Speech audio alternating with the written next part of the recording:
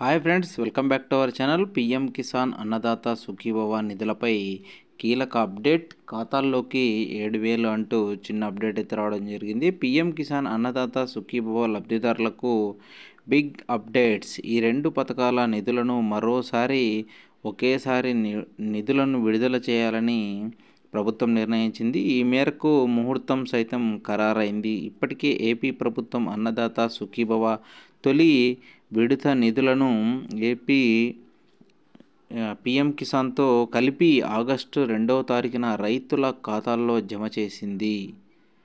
అర్హత ఉండి జమ కాని రైతులకు మరోసారి అవకాశం కల్పించింది. కాగా ఇప్పుడు అన్నదాత సుఖీభవ రెండో విడత పీఎం కిసాన్ కలిపి 7,000 రైతుల ఖాతాల్లో జమ కావడం అయితే జరుగుతుంది. కూటమి నేతలు సూపర్ 6 హామీల్లో భాగంగా రైతులకు ప్రతి ఏటా కేంద్రం ఇచ్చే పీఎం కిసాన్తో కలిపి 20,000 ఇస్తామని ఎన్నికల వేళ హామీ ఇచ్చారు. ఇప్పుడు రైతులకు పీఎం కిసాన్ అన్నదాత సుఖీభవ నిధులు విడుదలగా దిశగా మనకైతే ప్రభుత్వం అదేవిధంగా కార్యాచరణ సిద్ధం చేస్తుందని చెప్పవచ్చు. అక్టోబర్ 18 ఈ రెండు పథకాలు నిధులు రైతుల ఖాతాల్లో జమ చేయాలని సూత్రప్రాయంగా నిర్ణయించారు. దీపావళి వేళ రైతులకు నిధులు అందించాలని కేంద్రం భావిస్తుంది.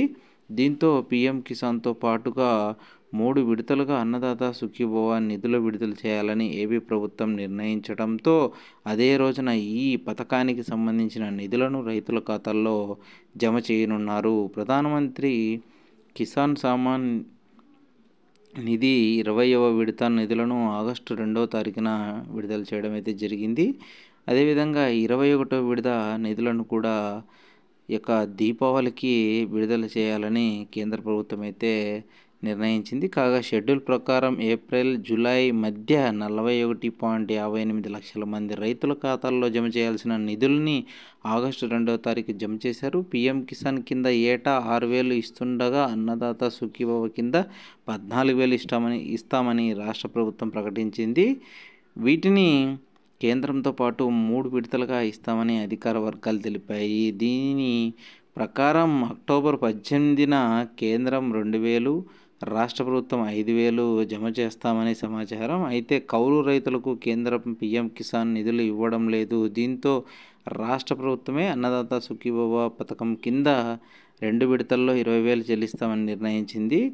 దీనితో మొదటి విడతగా అక్టోబర్లో 10,000 రూపాయలు చెల్లిస్తామని వ్యవసాయ శాఖ అయితే తెలపడం అయితే జరిగింది.